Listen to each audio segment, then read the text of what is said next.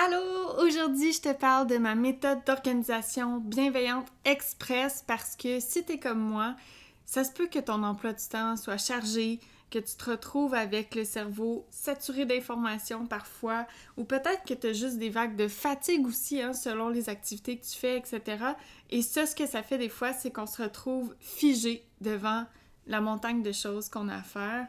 Et parfois, ça fait en sorte qu'on planifie pas notre semaine, qu'on se retrouve peut-être à ne pas faire tout ce qu'on devrait faire pour avancer, pour aller là où on voudrait aller, ou on a l'impression que la planification, c'est quelque chose de super lourd et compliqué, puis qu'on n'a pas le temps de faire ça.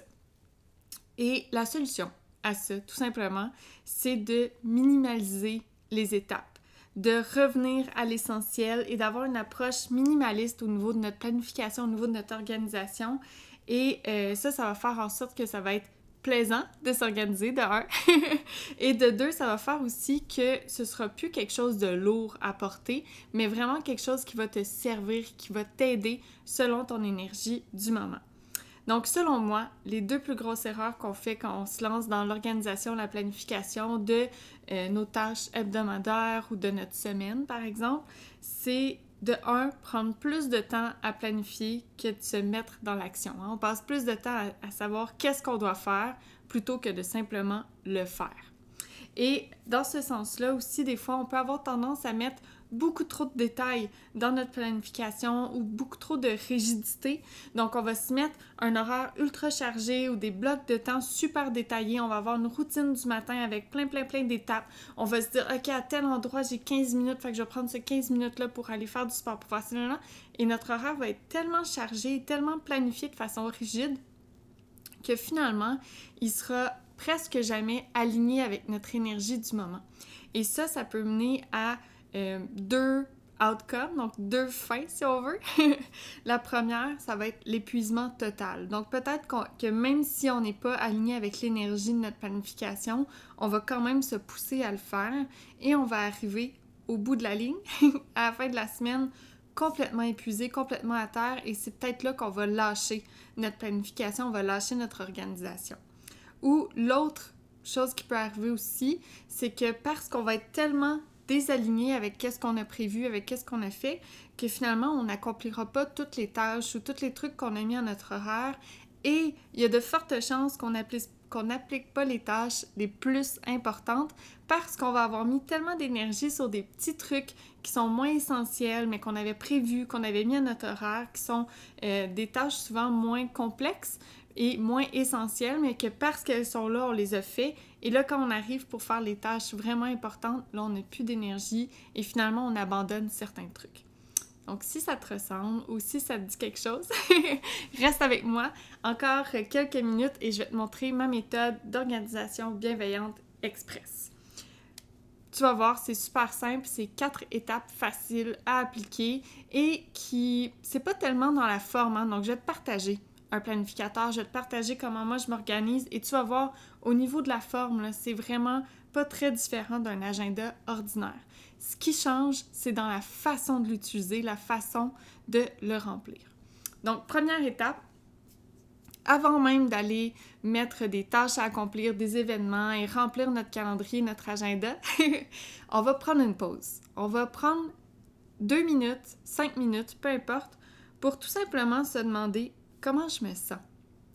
C'est quoi mes besoins? C'est quoi mon niveau d'énergie aujourd'hui? De quoi j'ai envie cette semaine au niveau personnel? Et ça va vraiment être le moteur de comment qu'on organise notre semaine.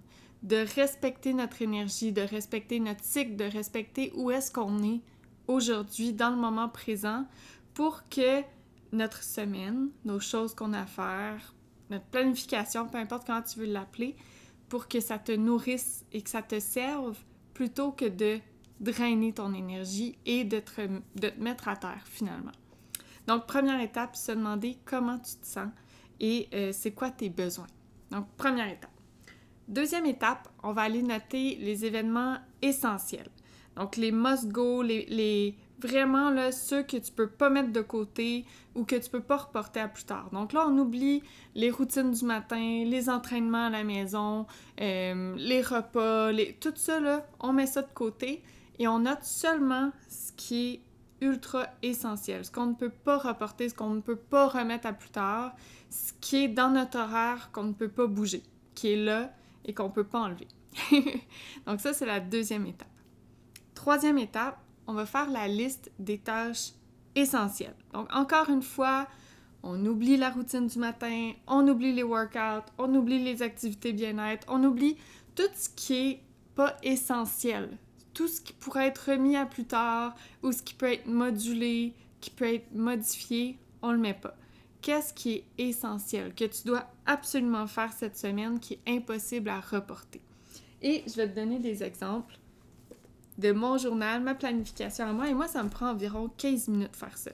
Donc, quand j'ai pas le temps, que je remets ma planification à plus tard, comme là, aujourd'hui, on est mardi, et c'est aujourd'hui que je planifie ma semaine.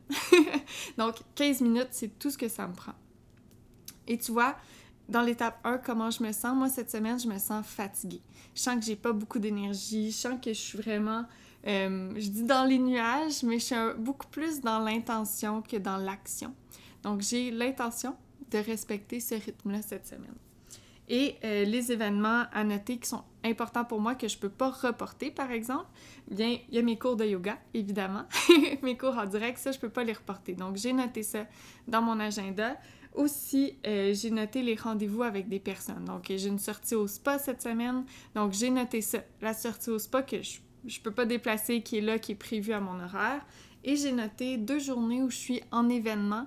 Donc, dans l'autre partie de ma vie, dans ma vie de chef-son, j'ai 2 journées de travail où je serai pas à la maison, je vais être sur la route, je pourrai pas être disponible pour faire du travail un peu plus à mon beat. Donc ça, je le note parce que c'est des blocs de temps qui sont importants, que je sais que je peux pas déplacer. C'est tout. C'est tout ce que je vais noter comme événement dans mon agenda. Et ensuite, dans la liste des tâches essentielles, encore une fois, j'ai noté seulement les trucs que je peux pas remettre à la semaine prochaine, que je peux pas remettre à plus tard. Donc, par exemple, la semaine prochaine, je pars pendant 1 semaine. Je vais être en dehors du pays, je pars en vacances. Et donc, il y a des choses que je dois planifier, que je peux pas remettre à la semaine prochaine parce que je serai pas là. Donc, l'exemple de ça, c'est tous mes cours que je dois déposer sur le portail pour mes étudiants et étudiantes qui sont dans la session complète avec moi actuellement. Donc, même si je suis pas là, eux, ils ont des capsules que je dois leur fournir pendant la semaine, des documents, etc. Et donc ça, je dois terminer de les préparer cette semaine et m'organiser pour que ce soit déposé sur le portail de façon automatique parce que moi, je vais être dans le sud, les pieds dans le sable. Donc, je fais ça cette semaine. Et finalement, la dernière étape, la 4e étape, c'est de donner 2 priorités. Pas plus, pas moins. Seulement 2 priorités dans la semaine. La première, ça va être une priorité au niveau de mon énergie, au niveau de mon bien-être, au niveau de moi, comment je me sens. Donc, cette semaine, ma priorité à moi, c'est le repos. Comme je me sens un peu basse en énergie, un peu plus dans ma tête, dans mes intentions et tout ça, je suis pas vraiment dans l'action, dans le faire, et je sens pas non plus le besoin de retrouver de la vitalité. J'ai plus l'impression que j'ai besoin de me reposer. Donc, c'est ma priorité cette semaine. Donc, quand je vais avoir du temps de libre, quand je vais avoir accompli mes essentiels, je vais, sur le moment, selon comment je me sens, me demander comment je peux apporter un peu de repos dans ma journée, comment je peux retrouver un peu mon énergie. Et c'est comme ça que je vais bâtir mes exercices bien-être, ma pratique bien-être cette semaine. Pas avec des trucs organisés d'avance qui vont me mettre dans un cadre qui n'est pas aligné avec moi. Et ma deuxième priorité, en fait, qui est liée beaucoup plus au travail, aux tâches à accomplir. Là, moi, cette semaine, j'ai vraiment mis la production vidéo parce que c'est ce qui est le plus important, le truc que je dois absolument terminer avant la fin de la semaine. Donc, ça va vraiment être ça, ma priorité de la semaine au niveau du travail. Et donc, quand je vais avoir du temps de libre ou quand je vais pas trop savoir où est-ce que je peux donner de la tête, je vais toujours me ramener à ça, à ces 2 priorités-là. Et ça va être, est-ce que j'ai du temps pour moi? Est-ce que j'ai fait la liste des choses que j'ai à faire aujourd'hui?